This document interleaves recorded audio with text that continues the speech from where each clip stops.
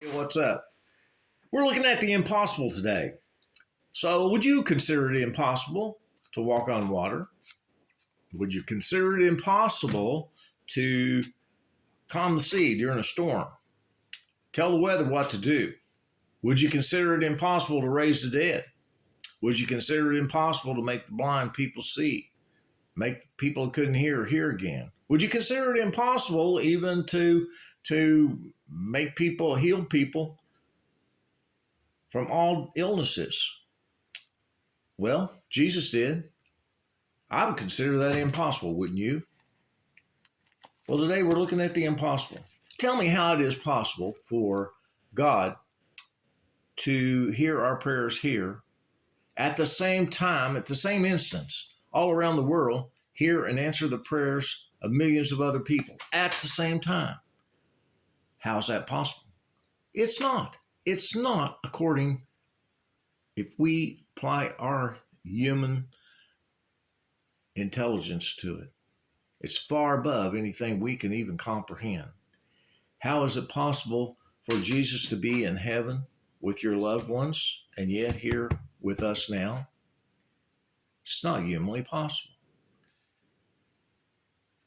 Recently, I met a lady whose second husband had passed away, and we were talking, and her first husband had passed away several years ago, and she knows that they're both in heaven. Well, how can that be? I mean, they've got a different set of rules, I would say, than we've got here on earth, right? Well, question came up in the Bible. The Sadducees, who did not believe in life after death, came to Jesus and said, basically, Moses said that if a brother married and he passed away, he was supposed to marry, if he had brothers, his brothers were to marry the widow and raise the kids and so forth. So let me read you from the Bible what it says about that. This is Matthew 22 and 23. And it says, if a man dies having no children, his brother must marry the widow and raise up offspring for his brother. Now, there were 7 brothers among them. The first married and died, and having left no offspring, his wife to his brothers. So too the second and third, down to the 7th brother married the woman. After them all, the woman died, and in the resurrection they asked, therefore, of the 7, whose wife will she be? And Jesus answered them and said, you are wrong, because you know neither the Scriptures nor the power of God. For in the resurrection, neither shall marry nor be given in marriage, but be like the angels in heaven.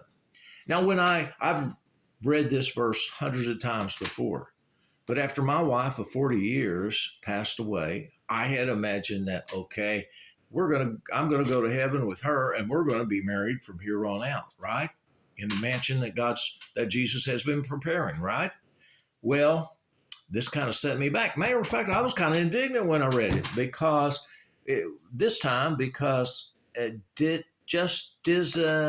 doesn't fit with my way of thinking. But you know what? God is so far advanced above our measly minds that we can't even imagine what it's like sometimes.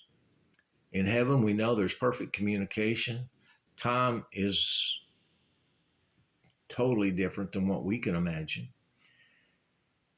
Our bodies, our union, the very essence of an existence in heaven overrides anything that we can imagine here on earth.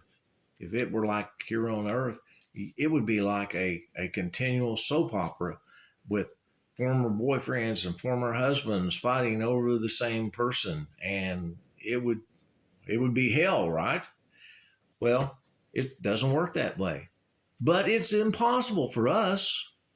But like I say, nothing is impossible to God. So let your mind wander. Click on subscribe and Give me some feedback. What do you think is impossible and not impossible to God? See you next time.